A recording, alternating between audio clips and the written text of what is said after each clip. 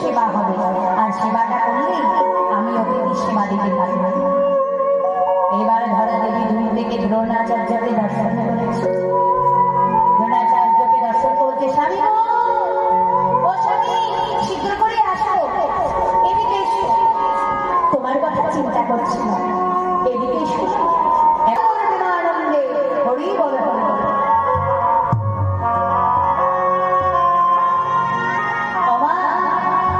এইবার দেখো, ধরা দেবীর কাছে স্বামী এসে বলছে, ধরা আমি এবারে সেবারে করে আমি কিছু তন্ডুল পেয়েছিলাম, কিছু তন্ডুল পথে আসিতে আসিতে আসিতে আসিতে না জানি কোন তস্করে সব তন্ডুল চুরি করে নিয়েছে। স্বামী, এ কি বলছো তুমি জানো না বাড়িতে দুইজন অতিথি এসেছে। অতিথি নারায়ণ, অতিথির সেবা দিলে নারায়ণের সেবা করে। আমার ঘর থেকে যদি অতিথির সেবা না করে চলে যায়, আমরা যে সেবা অপরাধী হয়ে যাব। এই জগতে সব অপরাধের ক্ষমা হয়, কিন্তু সেবা অপরাধের ক্ষমা না হয়। যাও স্বামী, তুমি পুনর্বার ভিক্ষা করে নিয়ে এসো। দ্রোণ বলছে, ধরা ভিখারীদের কিছু নিয়ম আছে জানো? এক ভিখারীকে দুইবার ভিক্ষা করতে নিয়ে। হরি বল হরি বল। তাই আজকের যে ভিক্ষা করা, আজ আমার ভিক্ষা হয়ে গেছে। নিয়ম অনুসারে আমি দ্বিতীয়বার আর ভিক্ষা করতে যেতে পারি না। তাহলে কি হবে উপায়? শোনো গো ধরা, তুমি আগে কাজে করো, তুমি ভগতের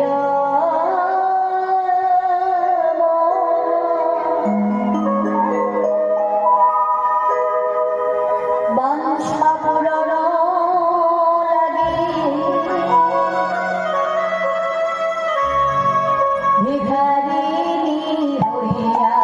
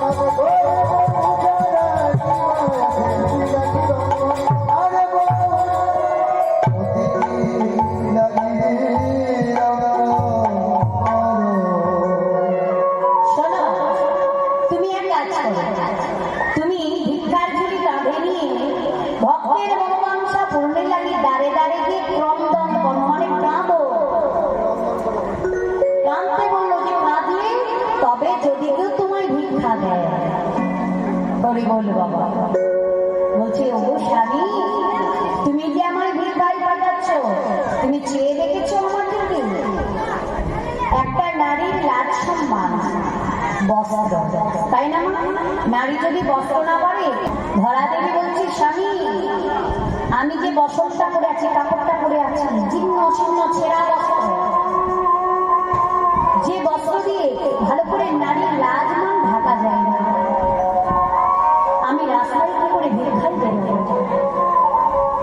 ধরা লজ্জা ঘৃণা ভয় প্রেম থাকলে কৃষ্ণ ভজন